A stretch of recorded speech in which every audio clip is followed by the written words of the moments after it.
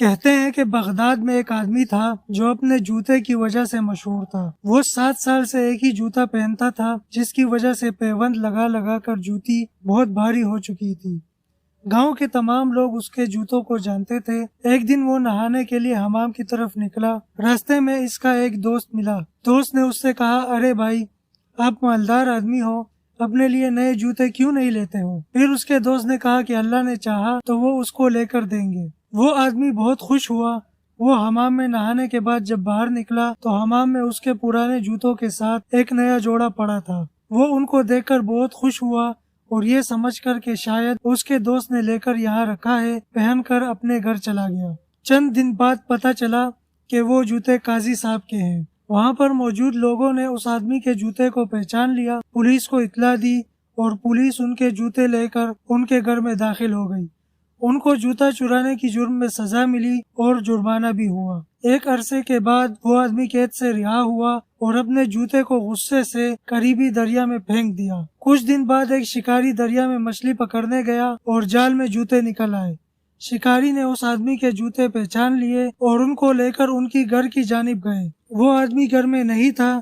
شکاری نے ان کے جوتوں کو کھڑکی سے اندر پھینکا۔ جوتے اندر سیدھے شیشے کی صندوق پر گرے۔ وہاں موجود کچھ شیشے کے سامان بھی ٹوٹ گئے۔ جب وہ واپس آیا تو اس کا صندوق ٹوٹا ہوا تھا اور سامان بکھرا پڑا تھا اور جوتا اس کے سامنے گویا ہنس رہا تھا۔ اس کو بہت غصہ آیا اور اس نے رات کو ہمسائے کے گھر کے قریب ایک گڑھا کھود کر وہاں ان کو دفن کر دیا۔ اسی دوران ہمسائے نے اس آدمی کو دیکھ لیا اور اس شک میں شاید وہ اس کے مکان کو گرانے کی کوشش کر رہا ہے یا کوئی تعویذ دفن کر رہا ہے۔ ہمسائے نے جوتا دیکھ کر اس آدمی کو پہچان لیا اور حاکم کی عدالت میں لے گئے۔ عدالت میں قاضی نے آپ کو دوبارہ سزا دی اور جرمانہ کیا۔ اس دفعہ سزا کے بعد گھر آئے اور جوتے کو غصے سے چھت پر پھینک دیا۔ کچھ دن بعد ایک کتا چھت پر گیا اور جوتے کو منہ سے گرایا جو سیدھے نیچے ایک راہگیر کے سر پر لگا۔ راہگیر زخمی ہوا اور ہسپتال میں داخل ہو گیا۔